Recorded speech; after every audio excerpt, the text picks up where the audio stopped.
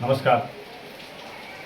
जीवन का निर्माण तन से और मन से होता है। वही मन जो असंख्य शब्दों का, विचारों का, सूचनाओं का, ज्ञान का, जानकारी का और अनुभव का संग्रह स्मृति के तल पर करता रहता है। अब मन पंच ज्ञान इंद्रियों के माध्यम से जिन सूचनाओं का, जानकारी का संग्रह करता है, उसे वाणी के माध्यम से शब्दों के जरिए लिख कर या बोल कर दुनिया के सामने उसका प्रस्तुतिकरण किया जाता है।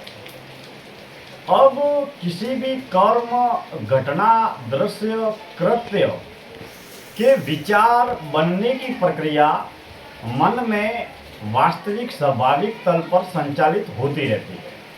यह प्रक्रिया मात्र एक मशीन की तरह, यंत्र की तरह, उपकरण की तरह प्रत्येक देह में, प्रत्येक जीवन में घटित होती रहती है।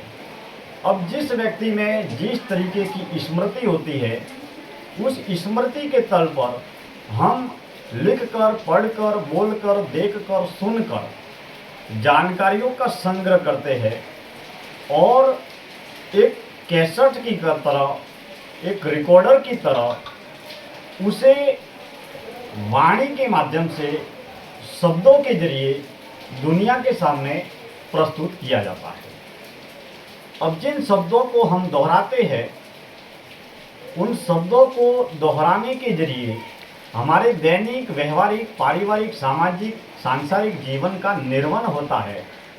शब्दों के जरिए संसार के बाजार में हमारे कर्म को, हमारे जीवन को गति मिलती है। हम अपनी बात को दुनिया के सामने बेहतर तरीके से समझा पाते हैं। हम क्या कहना चाहते हैं किसी कर्म के बारे में, किसी घटना के बारे में, किसी दृश्य के बारे में, और दुनिया के लोग हमें क्या बताना चाहते हैं, क्या जताना चाहते हैं, क्या कहना चाहते हैं, इत्यादि तरह की वाणी और शब्दों के जरिए यह व्यवहारिक प्रक्रिया आगे बढ़ती है। अब जैसे जैसे आध्यात्म की यात्रा में गहरे तल पर साधक आंतरिक, आध्यात्मिक, अंतर्मुखी, आत्म केंद्रित, मौन मुक्त यात्रा की ओर आगे बढ़ता है, वैसे वैसे साधक की स्वयं की समझ, ज्ञान, बुद्धि, प्रज्ञा विकसित होती चली जाती है।